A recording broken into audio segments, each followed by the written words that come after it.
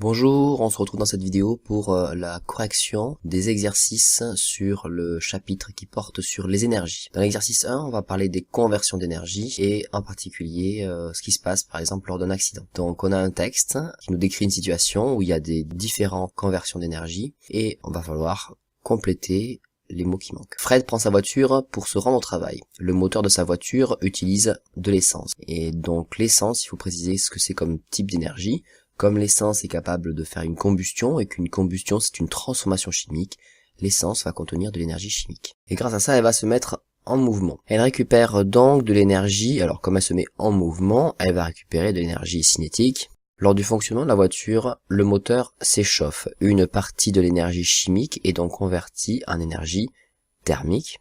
Je rappelle que l'énergie thermique c'est lié à la chaleur. Lors de son trajet, la voiture devant lui ralentit brusquement. Fred freine. Lors du freinage, les freins s'échauffent. L'énergie cinétique de la voiture a été convertie en énergie thermique. Le choc est malheureusement inévitable. L'énergie cinétique restant sert à déformer le véhicule.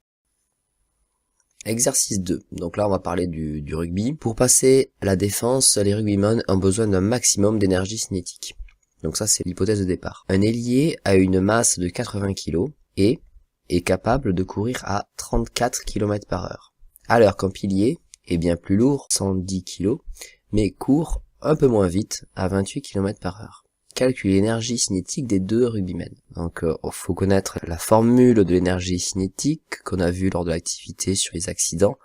On a vu que c'était 1/2 fois la masse fois la vitesse au carré. Attention ici aux unités, la masse doit être en kilogrammes, mais là il n'y a pas de souci puisque les rugbymen en donnent la masse en kilogrammes, et la vitesse par contre elle doit être en mètres par seconde, et là il y a un souci puisqu'on l'a en kilomètres par heure. Alors on va faire des conversions avant de pouvoir faire le calcul. Donc je cherche à savoir 34 km/h, combien ça fait en mètres par seconde. En fait je vais utiliser la formule V est égal à D sur T. Si vous la connaissez pas encore, cette formule-là, bien qu'il faille la connaître, vous pouvez vous servir des unités de la vitesse. Si la vitesse est en kilomètres par heure, c'est que j'ai divisé des kilomètres par des heures, et des kilomètres c'est une distance, des heures c'est un temps, donc il faut bien prendre une distance et la diviser par un temps. Alors moi je veux pas l'avoir en kilomètres par heure, je veux l'avoir en mètres par seconde. Donc je réfléchis. 34 km, ça fait combien de mètres? Eh bien ça fait 34 000, puisque dans 1 km, il y a 1000 mètres. Quelque chose qu'il faut absolument savoir, ça. Ensuite, je sais que pour faire les 34 000 mètres, les 34 km, le rugbyman va mettre 1 heure. Donc en fait, en secondes, il va mettre 3600 secondes. Là, je suis passé en mètres, là, je suis en secondes, et donc je vais bien trouver un résultat en mètres par seconde. Je vous invite à faire l'effort de prendre vos calculettes pour vous entraîner à l'utiliser. Donc faites-le maintenant. Et donc si vous n'avez pas fait d'erreur lorsque vous avez tapé à la calculette, vous trouvez à peu près 9,4. Alors il n'est pas nécessaire de recopier tous les 4 qu'il y a derrière. En physique-chimie, on va garder un nombre de chiffres restreints. Et donc là, je suis en mètres par seconde. Je fais l'autre conversion, donc ça par exemple on va appeler V1, et je vais calculer maintenant V2, la vitesse du deuxième rugbyman. Donc le principe reste le même. Donc là, je vais faire 28 km, donc 28 000 mètres en toujours 1 heure. Pareil, vous faites votre calcul tout seul. Et là, si vous ne trompez pas, vous trouvez 7,8 mètres par seconde. Alors là, il va falloir arrondir parce que vous trouvez 7,77777, mais donc comme on veut garder un chiffre après la virgule, ici, derrière il y a un 7 normalement, donc on arrondit à 8. Ici, donc, on a deux énergies cinétiques à calculer. Alors, l'énergie cinétique de l'ailier et l'énergie cinétique du pilier. Pour l'ailier, donc, on va avoir 1/2 fois la masse, il fait 80 kg, fois sa vitesse, 9,4. Attention, ici, le carré, qu'on oublie toujours au début. Donc là, cet entraînement commence à vous apprendre à ne pas l'oublier. 1,5 pour le pilier, 1,5 fois sa masse, c'est 110, fois sa vitesse, alors c'est 7,8 au carré. Pareil, là vous prenez votre calculette et vous faites vous-même le calcul, parce que c'est pas le jour du contrôle que vous apprendrez à le faire. Et là, on trouve pour le premier 3534. On n'oublie pas l'unité, je vous rappelle que toutes les énergies se mesurent dans la même unité, le joule. Et pour le second, on trouve 3346 joules. Deuxième question, beaucoup plus simple, puisqu'on a toutes les réponses maintenant. Quel rugbyman est le plus facile à arrêter? Va falloir comparer ces énergies cinétiques d'après l'énoncé, puisque on nous dit dès la première phrase, pour passer la défense, les rugbymen ont besoin d'un maximum d'énergie cinétique. Donc pour passer les défenses, on va regarder lequel a le plus d'énergie cinétique, et on voit assez rapidement que ça va être l'ailier qui, comme il est plus rapide, est capable de passer la défense plus facilement, il va avoir plus d'énergie. Pouvait-on prévoir ce résultat? Donc ça fait référence à une des questions de l'activité sur la gravité des accidents, où vous deviez dire que c'est la vitesse qui avait le plus d'influence sur l'énergie cinétique. Et on voit ici que même si le pilier a une masse plus importante, c'est pas ça qu'il faut regarder, c'est la vitesse. La vitesse de l'ailier va être plus importante que la vitesse du pilier, et c'est grâce à ça que l'ailier va être plus difficile à arrêter. Le piège ici, c'était de se baser sur son intuition et de ne pas faire référence à ce que vous avez appris. Rappelez-vous que lorsque on vous fait faire des exercices, on est aussi là en train de tester ce que vous avez compris. Et donc on attend de vous que vous redisiez ce qu'on avait à retenir. Dans l'exercice 3, on s'intéresse à Nico qui s'entraîne sur son skatepark. Et première question, on nous demande si Nico a de l'énergie, et on le voit donc en bas de la rampe. Si oui, laquelle? En fait ici il faut qu'on réfléchisse aux deux énergies que peut avoir Nico, c'est-à-dire à l'énergie potentielle ou à l'énergie cinétique. Comme il se trouve en bas de la rampe, donc il n'a plus d'énergie potentielle de position, par contre il va avoir beaucoup de vitesse, donc en fait il a une énergie cinétique.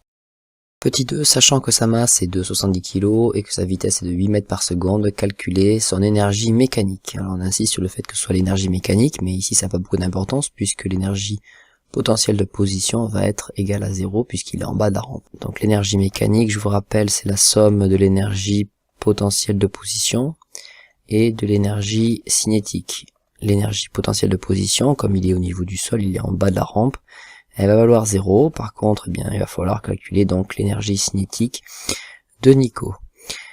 L'énergie cinétique, on a appris que c'était égal à 1/2 de la masse fois la vitesse au carré.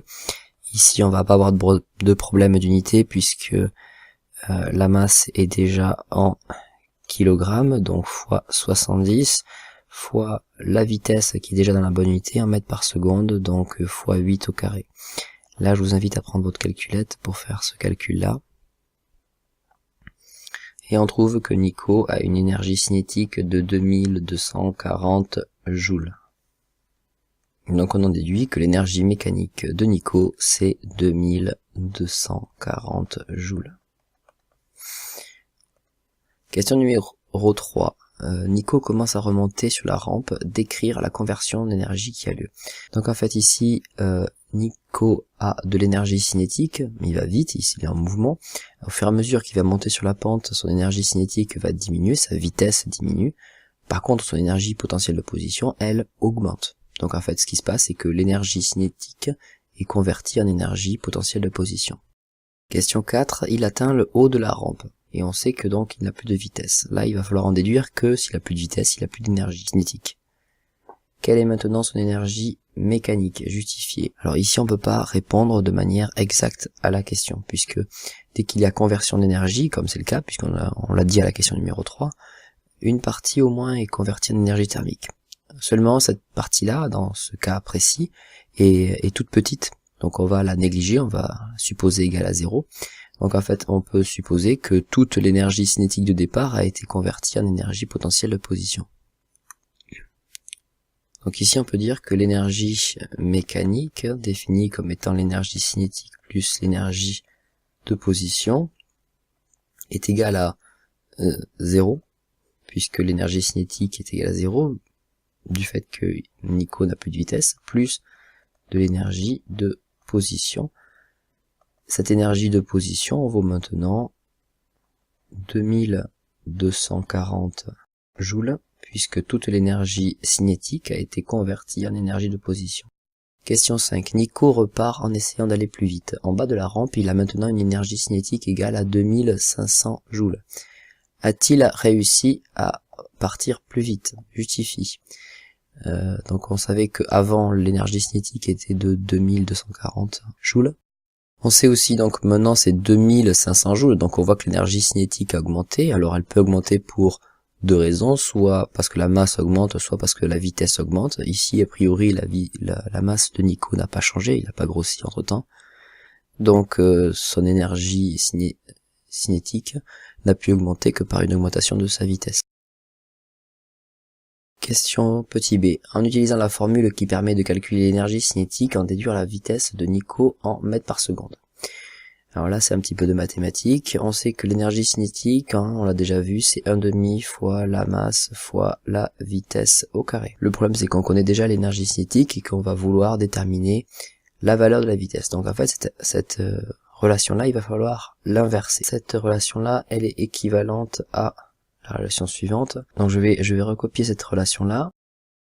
Et comme pour toute égalité, j'ai le droit de multiplier à gauche et à droite de l'égalité par la même valeur. Donc moi je vais choisir de multiplier de part et d'autre par 2 sur m de chaque côté. Alors pourquoi j'ai choisi ça? Eh bien en fait pour pouvoir simplifier ici certaines choses.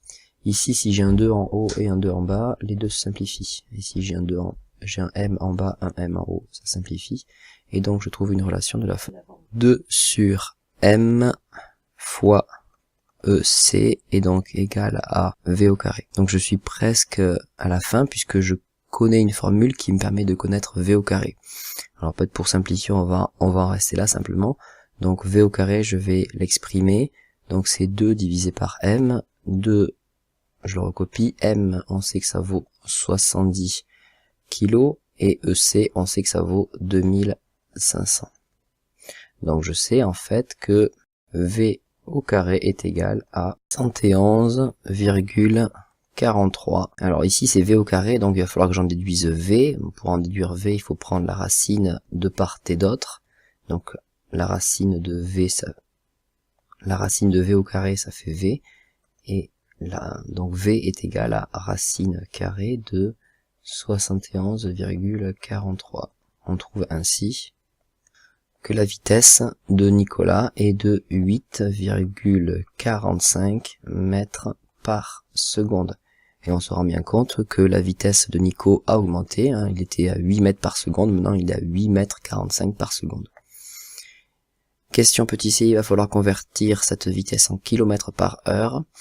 Alors on utilise toujours la même relation, la vitesse en kilomètres par heure, la distance exprimée en kilomètres divisé par le temps exprimé en heures. Moi je sais qu'il va parcourir 8,45 mètres chaque seconde.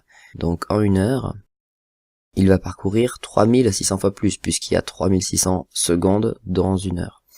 Donc il va parcourir 3600 fois 8,45 mètres. Et donc il va parcourir une distance égale à 30 420 mètres. Je peux maintenant utiliser la formule. La distance en kilomètres, alors 30 420 mètres en kilomètres, ça fait 30,42 kilomètres. Et ça, il va le faire en une heure, donc je divise par 1, puisque le temps doit être en heure. Et j'obtiens donc facilement 30,42 km par heure. Donc Nicolas, lui, sur son skateboard, quand il parcourt 8,45 mètres par seconde, il parcourt aussi 30,42 km par heure.